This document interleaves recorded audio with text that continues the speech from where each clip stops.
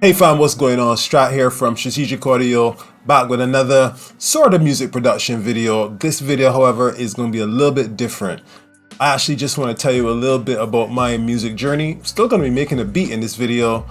I'm going to be talking not really so much about the beat, but about why I started making music and what keeps me going basically. If you're interested in this type of content, please drop the video a like and consider subscribing to get more music related music production, beat making, sample making videos just like this.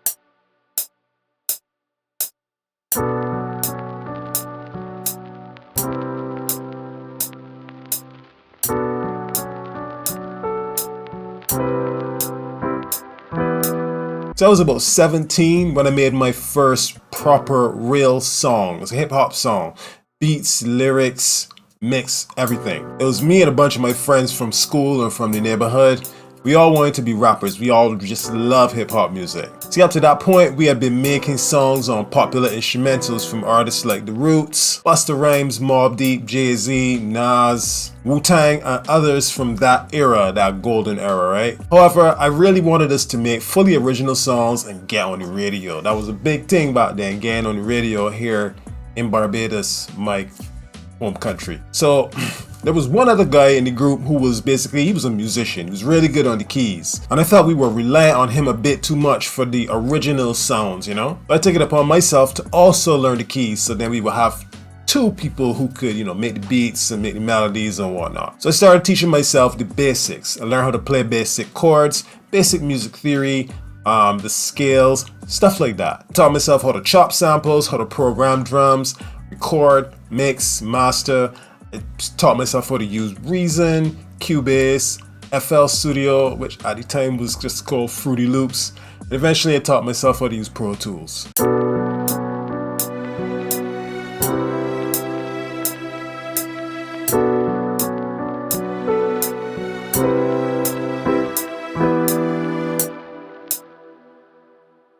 I just kept learning and learning and learning, and to this very day, I still consider myself a student of this game. Question you may ask is why? Why did I even start on this music making journey? What has kept me going, and what do I want to achieve? In terms of why I started, that's an easy question to answer. It was hip hop. I developed from a young age such a love for hip hop music and the whole culture that I could no longer be just a passive listener. I had to become an active participant. My love for hip hop was essentially the root that grew into this ethereal kind of tree that embodied my dream at that time.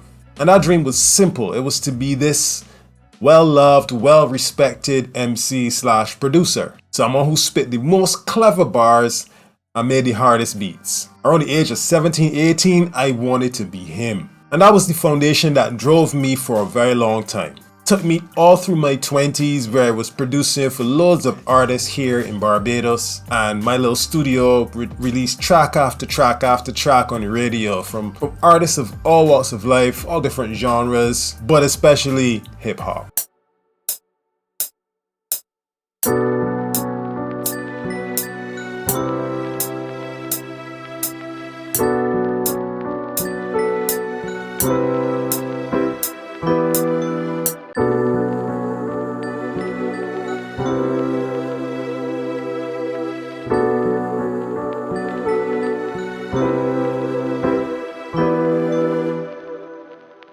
In my 30s, that kind of changed. I started to really try to make this into an actual business. And of course, along the way, I made a number of costly mistakes. My motivation at that time obviously was different. See, then the money became a very significant factor in why I was doing what I was doing. Just to touch on those mistakes, which I'll probably go much deeper into in another video. For one, I didn't stay as up to date as I should have with how the industry was evolving. For example, I went for a long time without even realizing that there was this movement to start selling beats online. I got into that game, or tried to get into that game, really late. I've been so focused on trying to have like this recording studio where artists would come in and pay for studio time. That model kind of started to die as the technology allowed people to basically record from anywhere with a laptop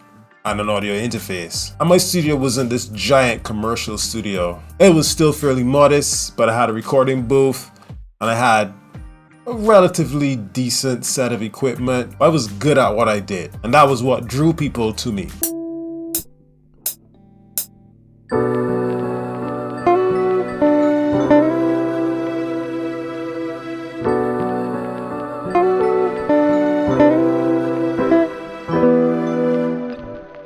However, you just can't fight the march of time and change. Change is ever constant, and I didn't change at the right time. Another mistake is I kind of allowed myself to lose that initial feeling of wanting to be great and to show people that I could be great. I mentioned that I wanted to be this well-respected, well-loved MC with the cleverest lyrics and the hardest beats. That kind of fell into the background, and I lost sight of the joy that got me into making music in the first place. That love for hip hop that I mentioned earlier.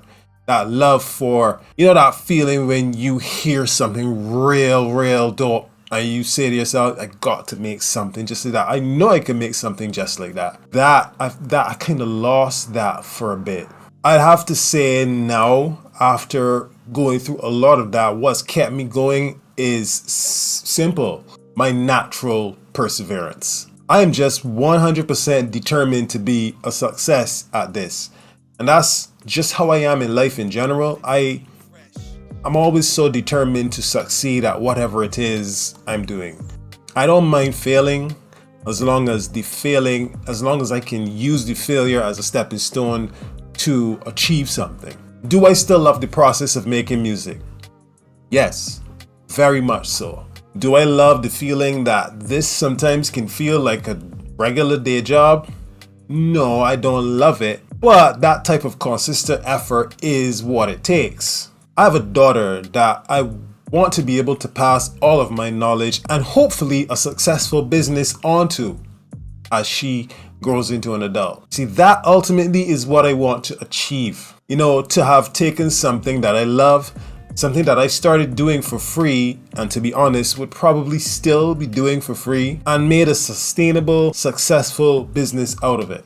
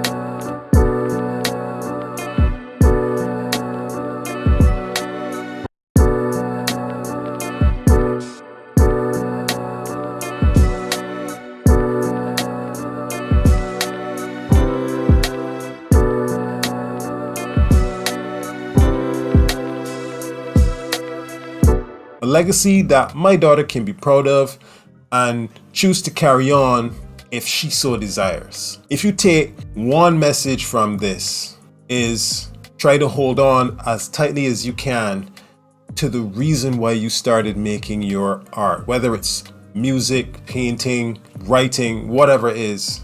We all start creating because of an innate desire to express what is inside. The artist that grows up watching anime and decides he wants to draw or ink anime-like characters himself, there is a spark of love for the art, the craft of it.